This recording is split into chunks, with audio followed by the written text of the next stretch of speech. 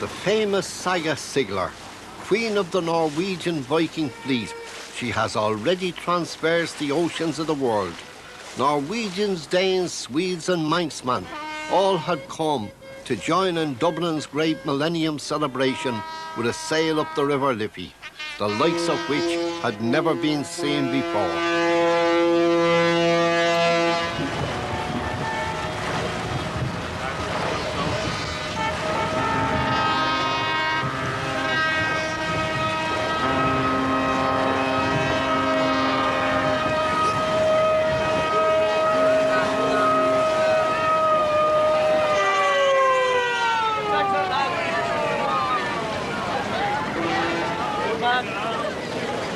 A king is for glory and not for life, cried the Norwegian chieftain Magnus Barelag. He must have only had one sock as he prepared to meet his gods while fighting in a raid in Ireland. And no respect for royalty.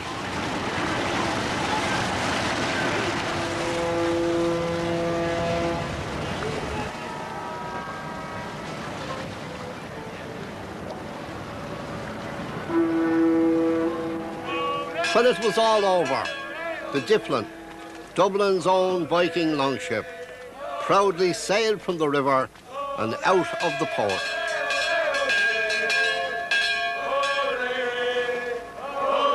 I love you, Karen!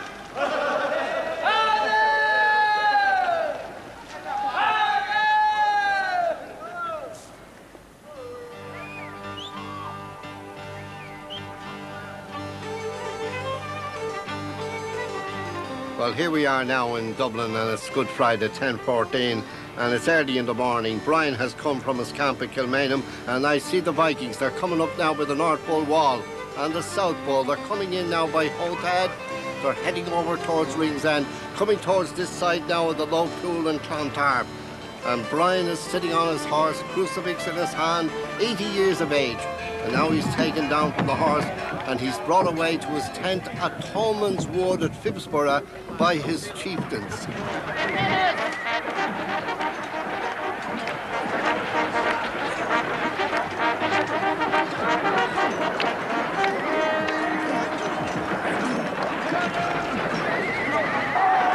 The battle will be now commanded by Brian's son Murrah and his grandson Turlock. And the first blows are struck. The women have been taken away, the children have been put to bed, the animals and horses are one side, and now it's fierce-to-fierce hand fighting, and the blood rains down, and the Viking sagas tell us that swords fought on their own, and that the ravens had claws of iron, and that the swords came from the sky, boiling blood of rain. Towards evening, Brian comes out of his tent. So as he comes down the hill to see who is this coming up, it's Broder retreating, and Broder strikes Brian dead. But not before Brian strikes the legs from Broder and leaves Broder crawling away into the woods at Figlas. An eerie quietness is descending on Clontarf. The dead Viking chiefs and jars have been placed in their longships, and now the longships are being set alight. They're on their way to Odin, the Hall of Heroes, in the plains of Valhalla.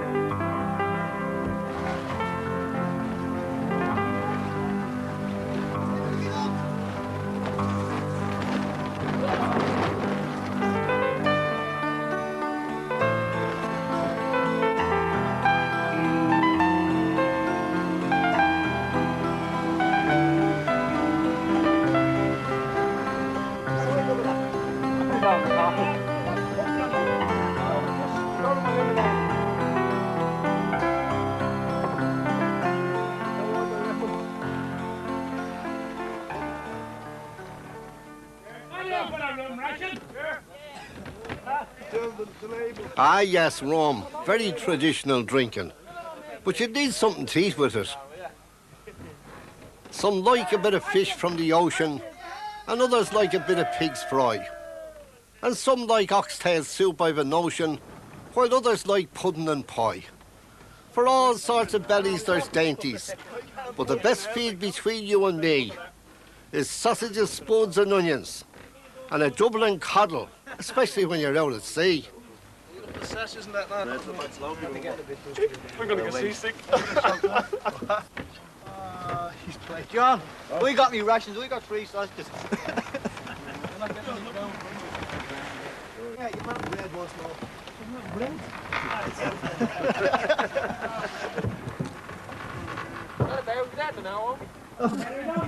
A bunch of graves.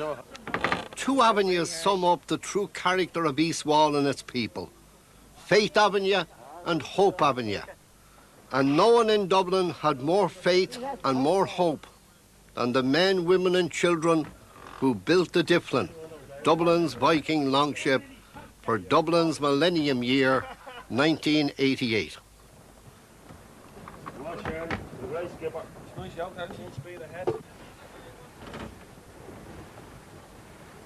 The Dyflinn is sailing up the Irish Sea to Carlingford Lough in the wake of many an ancient Viking longship.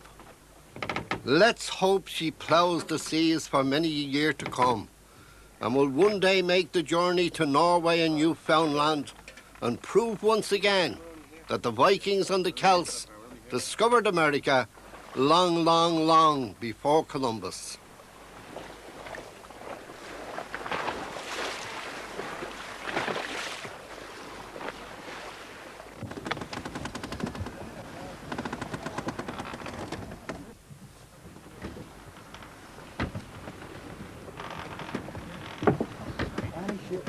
Any stations, this is a different country.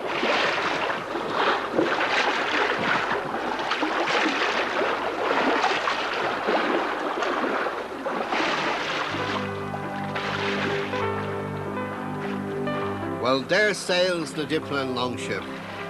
What an achievement for the community of East Wall. Canairi on Farraga a Goni Dyflinn, Sonas Mór agus Slán Awalya. May the seas rise up with you, Dyflinn, in full happiness, and may you always take your crew safely home.